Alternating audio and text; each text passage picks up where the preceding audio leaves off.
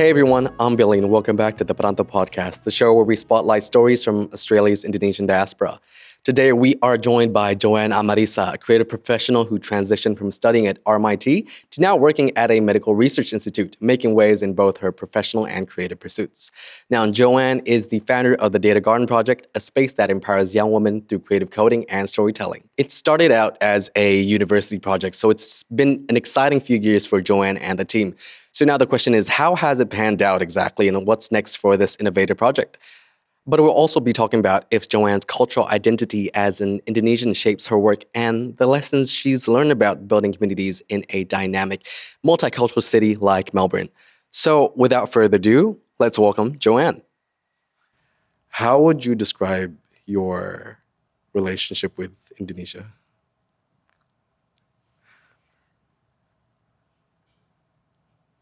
Do it.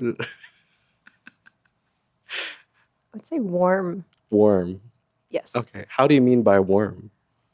When I think of Indo, I think of just all these like tables, like big feast style tables, and my family gathered around it. And that's always the permanent image of Indo for me.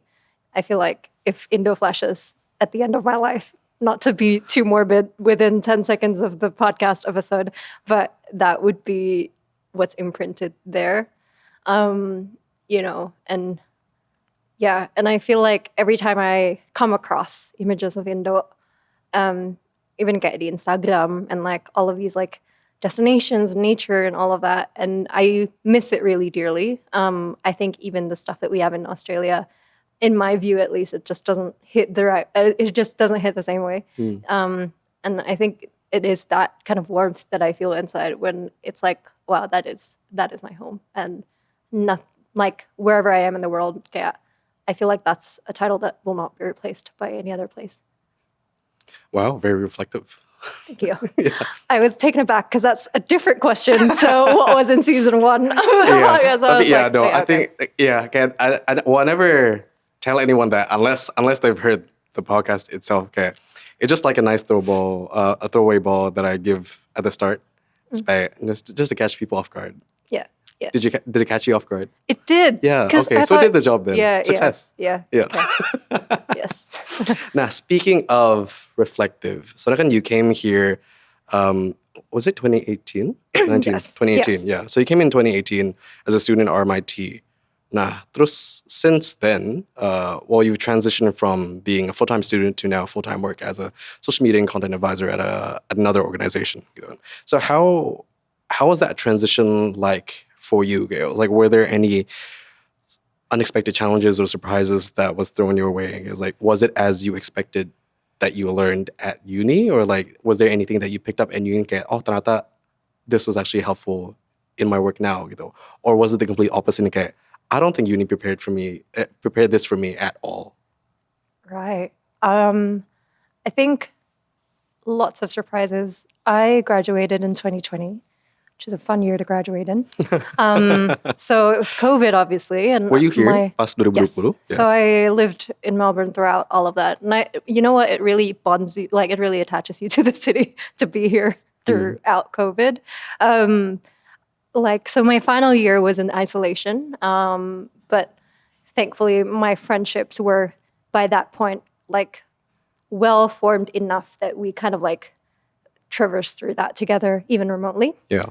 But in terms of my transition from studying to working, I would say that my expectation of uni was always, I'll get into an internship in my final year, and I'll get into like this really cool office job straight out of graduating, and I'll get all these job offers like lining out the door. And obviously that wasn't the case. Both in terms of like that's very rarely the case for most people, but also COVID, the state of the economy, and the state of jobs, and all of those things really played kind of quite a formative role in just like my experience of just entering the workforce in general.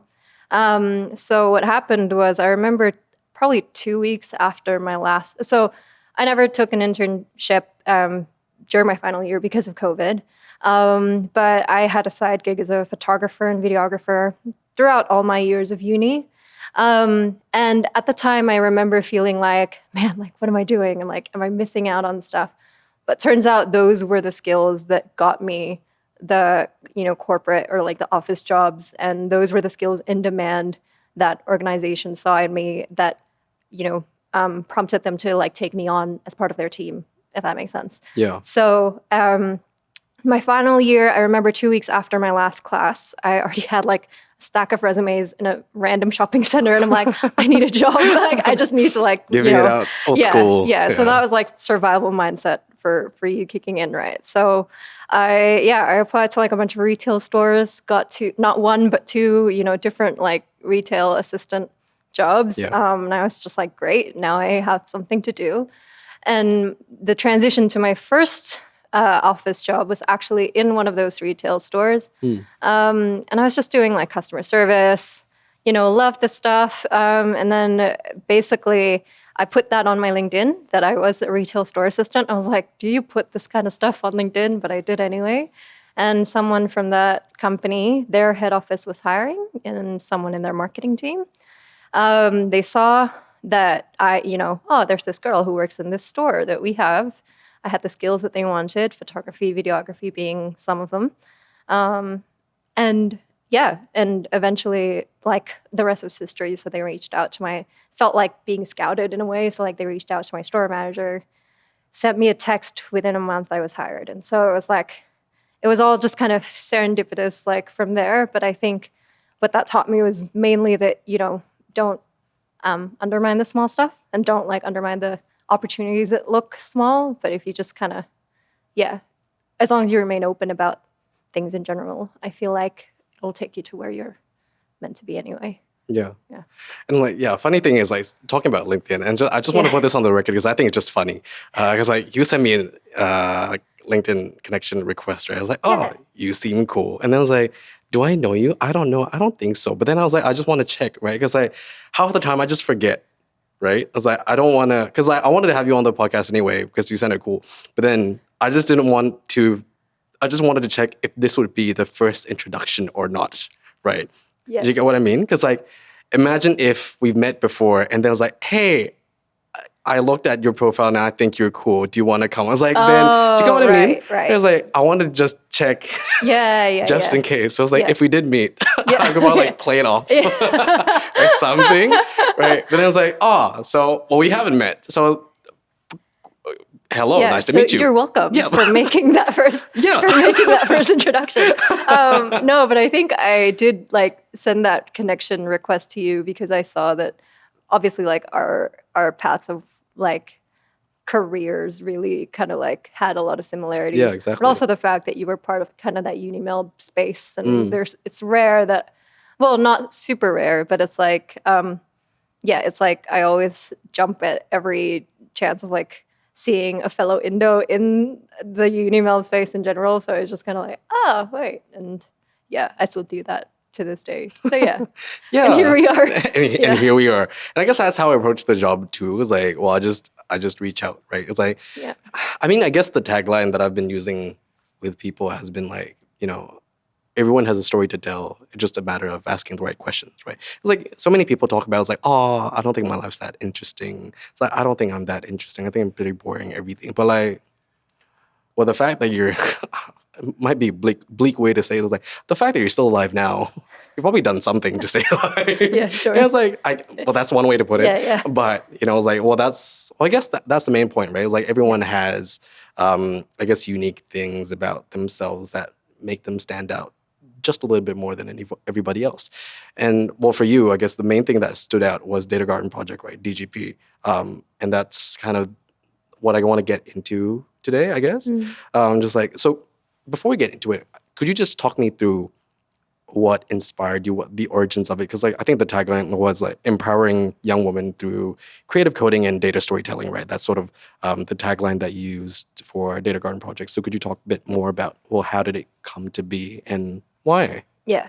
Can I talk about what it is first? By all means. So the Data Garden is a community and a resource that aims to teach young girls and women, like you said, about data storytelling. And we do that through creative coding. And I say it that way because it is not just coding. So obviously, that's how we started and that's the language that we started speaking. But it's more to do with the fact that, so how it works is we invite people to basically do what we call a hunt and gather. So you hunt and gather data from your own personal life. And this is hugely inspired by a project called Dear Data. And I suggest you looking that up too. And that's by Georgia Lupi and Stephanie Posevich, who are both like incredible designers. But yeah, so how it works is that we invite people to go on this hunt and gather data from your own lives. It can be a week of playlists you listen to, or interactions with friends and family, or your commutes, or food you ate, whatever that resonates with you on a personal level. We teach them how to develop that into a data set with all the data points in different categories, and then we encourage, and then we kind of give them the tools and the guidance to be able to visualize it and tell that story in a way that is personal, that is meaningful to them. Oftentimes it is coding. So we use P5JS, which is the kind of programming language that we use. But it's not always coding. We've seen people illustrate their data. We've seen people embroider their data. And so in a way, it is about storytelling, because that's what I am. I'm a storyteller at heart and by trade. But it's really about encouraging that learning through community and being able to kind of really facilitate peer learning in such a way where you're being introduced to this new tool, that being coding or technology in general, but through actually really ancient practices and understandings of art and of storytelling in general. And it's just, it's scrapbooks of your own life, right, if you think about it, and then sharing that with a safe community and a supportive community. So that's who we are. Mm-hmm. I would say the initial spark for it was during that final year that I had in COVID. I took that year of isolation. That year of isolation, yeah. Exactly. I was living alone at that time too. So I took design. I studied communication design at RMIT. It was my final year, and I took an elective in coding. We got in about maybe 2 classes in that course before everything shut down, and so the rest of it we really learned online. Mm-hmm. There was no, I would say coding wasn't as advanced as, so like, for example, right now you have GitHub and then you have like Copilot. So you can actually write code and have AI next to you, like telling you what your code should be. We didn't have that tool just yet in 2020. And so our Copilot was my actual lecturer. And, she was the one who we would email at 11 p.m., at 12 a.m., consecutively. And we really leaned on our friends, our peers, and our mentor to be able to really produce the artwork that we meant to create. And it was that whole experience, really. It was the fact that when I look back on that project, I realized that, I learned this, entirely new tool, entirely new language, through community and through support like that. The project I made is called A Garden of My Mother's Concerns. I don't know if you've come across it or in our, previous chats. And basically I visualized a month's worth of WhatsApp conversations. Will that ruin your audio? We can give it a few seconds. If this goes on all night, that would be funny. So the project that I was creating, it was basically, I visualized a month's worth, so 30 days worth of conversations on WhatsApp with my mother during the first month of lockdown. And I visualized it in kind of a garden metaphor using, creative coding, so P5JS. So it was like entirely JavaScript, no HTML and CSS yet. But and so that was my artwork. And I was really happy with it and proud of it. And I just, that was, I think the spark wasn't so much that, I can code now, but it was so much, it was more to do with the fact that my lecturer, who is now my mentor, her name's Karen Ann, she created such a safe space to learn and fail and learning it. Like coding is that, right? Like you just keep hitting at it, like hit run and then it fails, and hit run again and hit run again, right? And so I think the iterative process of that also helped with like just feeling really safe in the learning process. Yeah.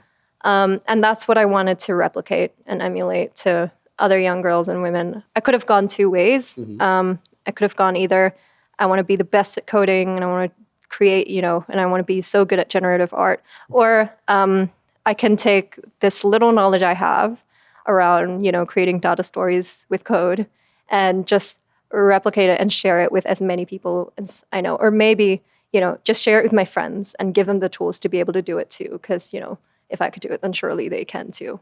And that was the route that I took. And that was the Data Garden. Yeah. Yeah. And how's it going so far? It's going really well. So that was 2020 that I got that idea.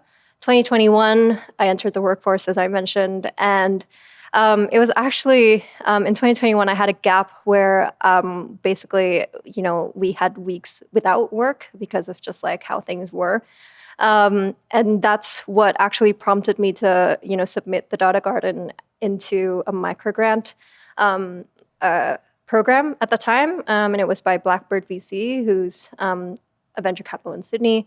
So Blackbird Foundation was giving like little grants for like passion projects by young people, submitted ours and won it. And we were part of like the first ever kind of cohort of that grants program, which is really exciting. And it was also very validating because up till then, I didn't have anything to do with the Data Garden out there in the world. It was just kind of like up here. Yeah. So that was 2021. So we developed modules. I like kind of recruited this really small team of peers from RMIT. And I was like, okay, I'm going to write out this like step-by-step guide. You guys follow it. And if it works, and if you can create what I am hoping people can create, then it works. And they did. And so I was like, okay, it works. So that was like the pilot project. Yeah, exactly. So I was like, okay, cool. So our curriculum works and it's understandable enough. And and basically 2022, I replicated that into YouTube and created like all of these. So those steps became YouTube tutorials and it was like 6 modules. And so it was like quite an undertaking. And I did that throughout the year. 2023, we were accepted into the Processing Foundation Fellowship, which was huge as well, because these were the people who created P5JS essentially and wrote P5JS. And so I felt like in terms of knowledge, it stretched us so much, but also just, the networks and mentors that we cross paths and are still warm with to this day is just irreplaceable. And it was like really game-changing for us. And so, that was 2023, and with their support, we were able to basically create the module so that it lives in a Notion kind of hub. And so that the idea is that for every student and every teacher who teaches computer science or data or storytelling or whatever, from whatever angle, to be able to adapt what the Data Garden offers into their own classrooms and into their own communities. And so that hub lives online now, and it's a resource that can be accessible to anyone. And so that's kind of like our journey and up to this point. And in 2024, after 3 really packed years, we were able to run a workshop earlier this year. We taught a class on a smaller capacity at VCA. I did that with one of my partners in DGP. And I guess in this later half of the year, we're kind of taking our chance to kind of quiet down a little bit and figure out what we want to do next year. Now, so for 2025, you were talking about coming in fresh with a rebrand. And I know you want to make that announcement your own. And of course, I respect that. Yes. But what kind of things could we expect and why? Yeah. I think as a founder, and this is, by the way, like relatively, even though Data Gardens have been going on for 3.5 years now, it's only recently that I kind of registered to myself that, I'm a founder and I'm a leader in this project now. We've got a sizable team, both in Oz and Indo juga. And I was like, okay, so, how do we do this? But I think what I wanted to highlight was that as a founder, you don't hear a lot of it's a lot of stories of founders like digging gold, right? And like really striking the next milestone, the next momentum. You don't hear as many stories of founders like just taking the time to rest and taking the time to really recalibrate and figure out where you want to go strategically. And so, but yeah, I find that really important, especially this year with a lot of other things at play. I came to a point where I came to the realization that if you have to choose between advancing your cause or like say your health or yourself, then there are some moments where you do have to choose yourself because you can't advance your cause if you're not poised to be in the game, if that makes sense. Tell me if I'm like being too ambiguous, but I guess, yeah. So through a lot of conversations with my team, I realized that we needed to operate differently. And I'm really excited because next year I want to kind of strengthen our roots, I should say, in both Melbourne and Indo. Specifically Indo because I think that, I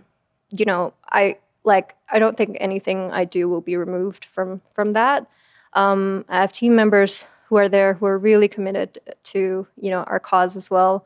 And it'll look like basically just becoming making them more of my partners in this journey. It's a lot to do with transferring that ownership so that the Data Garden and how it evolves is not just the Data Garden is Joe's thing, but it becomes kind of our thing collectively. I think that's as far as you can go. As far as I can go. Yeah, but we're really excited. So I think it's gonna help us to really. One thing that I can probably share is that I am confident that we've outgrown the project in our name because when I started it, project was, I'll do this project, I'll make a little club and I'll, learn with other people and friends and see if they like it and hope they like it. But the truth is we opened our Discord a couple of years in, people are coming in from Mexico and Spain and Italy and Nepal and all of these other places in the world. It's outgrown and outsized that name for it to be like a project with a finish line. I think it has. And I think we have cultivated it together to become something that sustains far longer and something that creates even more of a legacy for other communities, not just ours. And so my mentor gave me this analogy. It's you got to think of it as you're no longer just kind of watering and cultivating your own garden. But if you think of it as taking root and being able to transfer and, sprout elsewhere, that's the success. And that's more of what we want to see. Yeah. Yeah. Yes. And well, since you brought up, taking a minute to rest and reset and to reconnect with your roots, especially strengthening the connection between Australia and Indonesia, I guess that really ties into to my next point of conversation. How does having that Indonesian heritage mean much to your work now? It's do you find itself in having much of an influence in how you approach your work, your perspective on things, and how you approach problems or approach solutions, or finding opportunities where other people might not have the foresight to see that, right? So does having that Indonesian heritage influence much of your work, at the very least with Data Garden Project? I would say so. I think I see this in both Data Garden as well as just my work in general. I have a strong inclination to, I would say, amplify, a diverse set of voices that aren't even mine. Because I am from Indo, but my experience is not, we're not monolithic. My experience is not doesn't represent the vast experience of Indo diaspora and, people coming in to live here. But I think I always have this strong inclination to amplify voices that are unheard. And I've had that for years, even before I started any kind of desk job, or corporate job. And I think that has to do with just being brought up in a country and thankfully my parents also well exposed me to kind of groups of friends and families who come from, they can come from really different ethnic backgrounds from you, or socioeconomic statuses, and all of these different things.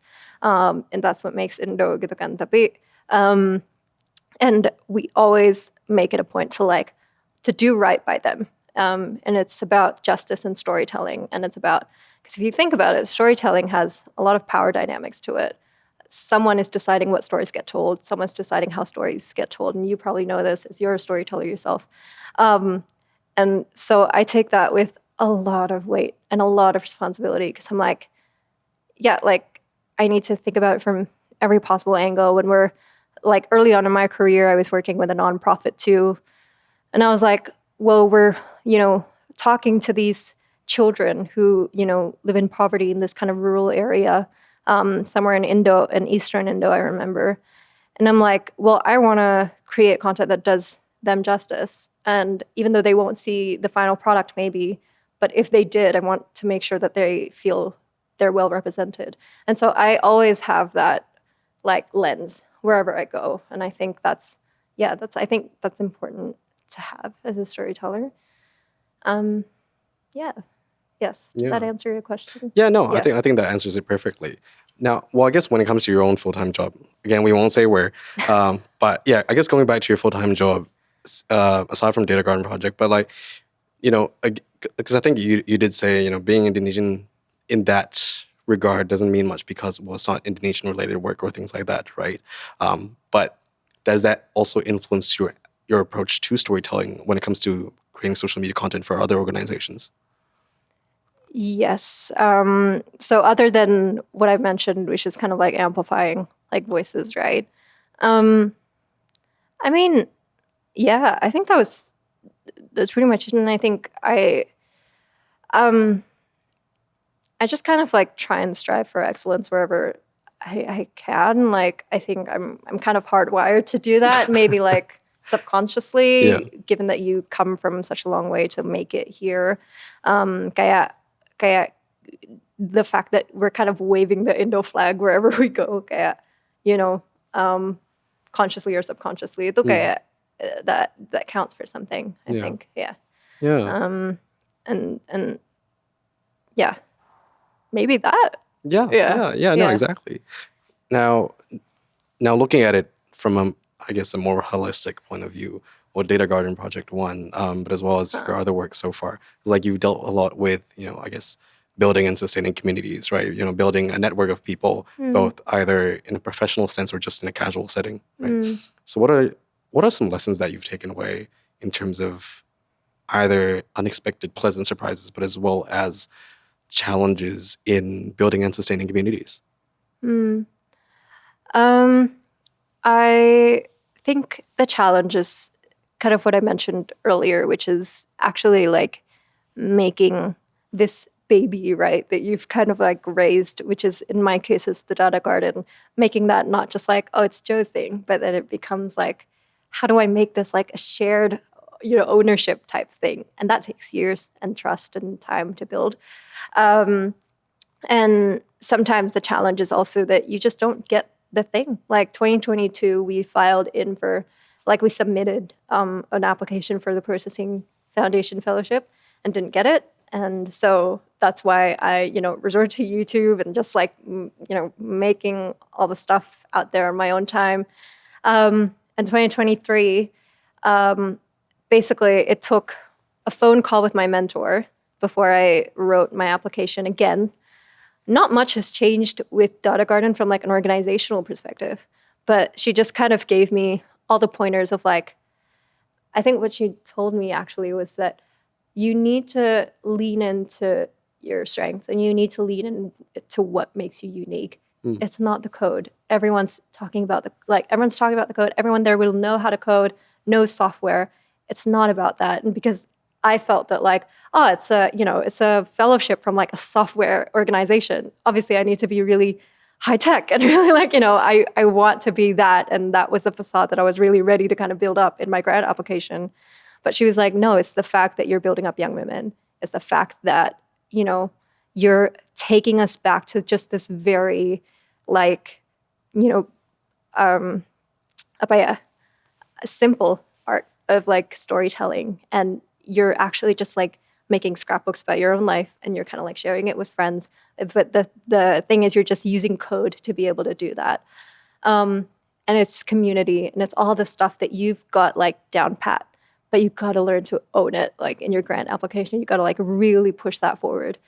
And so it was just a matter of like better writing. Like I just like wrote the application entirely differently to how I did it the year before, and that's how we got it in 2023. So that was a lesson there. The fact that, you know, when you enter a space, don't feel like you have to like, you know, don't feel like you have to, at least for me, it was like she was saying, don't feel like you have to like kind of be what everyone kind of like, don't feel like you have to like mirror what you see from other people, but you got to hold your own when you're kind of going into that. My mom gives me that advice whenever I go into a job interview or whatever. It's like all of these, you know, especially being Indo gitu kan, being Indo diaspora, it's like you want to be like, apa ya? Gotta make your mark. Yeah, you gotta but you want to blend in and just like be as much like part of it, but holding your own has power to it too. Yeah, and I guess in terms of surprises, like earlier this year, there was like a moment where, so when we did our workshop with M Pavilion, which is like this architectural site just across the NGV, so we ran like a data stitching workshop, basically. So what is data stitching? So great question. So this was spearheaded by my partner, May, and so she and I work together on the Data Garden, and basically it's, do you know those like embroidery hoops and circles that you kind of just like stitch stuff into, and people make, you know, pictures out of, you know, these little threads or beads or whatever. So it's that. But essentially what we did was we gathered a group of people at the M Pavilion. Did you go there, like when it was open? Have you heard of M Pavilion before? I think I've at least walked past it a few times. But Yeah, yes. yeah. So we gathered a few people in this kind of workshop at M Pavilion. So we were at the site, and what we did was we took this group of people to go around the garden that was across the NGV, and we were looking at trees. And so the philosophy behind it is that, oh my gosh, I'm gonna like allow me to yap, okay? But basically, we see data processing tools as like what? Our phones or the weather app, or, you know, we see technology as things that are capable of processing data. But what we forget is that humans are data processing tools too. You and I are always processing information, you know, stripping it down and delivering it to ourselves in a way that makes sense to us. And that accounts for like our life experiences as well in general. So that was what guided our workshop, in the sense that when we went out, we would visit like kind of this set of maybe like 10 or 12 different trees around the garden. We were literally like people like looking at trees. We were like botanists. We were like, oh, what is the type of leaf or what is the type of branch? So 2 ways to measure a tree. You can look at it from its actual height, from the name of its species, the type of leaf, the type of bark. Or you can measure it in ways that are like, do I think I can climb this tree? Or like, how many times do I have to hug around this tree to be able to, you know, make a full circle? Or do I feel calm when standing below this tree? And the idea is that you're processing not just measurable, you know, scientific data, but you're also measuring your like data in relative to like your experience with the tree, if that makes sense. So we guided them to like record all that data. We went back to the site, and then basically we guided them to also like map each of those data points into like different colored threads. And so, for example, if the tree is tall, I'll give it like a blue thread. If the tree is short, I'll give it a red thread or something like that. And what we're actually teaching there with no screens at all is computational thinking, right? Because that's JavaScript. If this, then that. If this is the data you receive, here is your output, right? And so from there, people then get to visualize their recollection of the trees or their data set of the trees using embroidery. And so they were stitching. We spent a good hour just like stitching and putting beads and threads together And everyone went home with like kind of makeshift, visualizations of their day in the garden. Visualized through embroidery. And that was our workshop. I forgot why I was telling you about this workshop. Yes, because so after we did all of that, what happened was, shortly after, my team would start to raise their hands. And this were all happening in Melbourne. So my team in Jakarta, they kind of just supported us remotely. They helped with content and things like that. But shortly after what that happened was like, hey, you know what? Like there is a space that just opened in Jakarta. Like we could do something like that. Or, there's a library that's just opened. Oh, like they have this program and we can do that. And so what happens is, Data Garden kind of catalyzes this mitosis, right? Of like, oh, this can happen here, this can happen here. There's a community organizer in Hawaii who reached out to me earlier this year. She's like, I don't know you, but I like what the Data Garden's doing, and I have this community, and I do a lot of activism here. I want to do it the way you guys do it. How did you do it? And so it was just a 45-minute conversation, but it was enough to kind of equip her and get her going on what she wants to do. So bottom line is that I would hope that the Data Garden becomes a case study of what happens when you invest in young girls and women. There's a quote from, I think it was from like Care Australia. They had a campaign that said, when you lift up a woman, she brings 4 people with her. And the idea is that, when you invest in the education of young girls and women, we actually really do take up other people with us. And so I think I would hope that we become kind of evidence of that playing out. I honestly can't remember what your initial question was, but I hope that... Yeah, me neither. But I hope that it's valuable in some way, yeah. I feel definitely someone would find that valuable. No, because like my head was thinking... Okay. Lessons learned. Yes, that was one of the learned. lessons and then, learned. No, because my mind was, the entire time, my mind was just going, how your mentor said, it's like, oh, it's not about the code, right? And then in my head is like, that would be like a nice line for like a sci-fi movie. It's like, it's not about the code. It's about you. It's like... It's about the person. Yeah. It's about the soul. That's what's happening in 2025, actually. It's a DGP sci-fi movie. Yeah, I think so. Well, a side project, maybe. Yeah.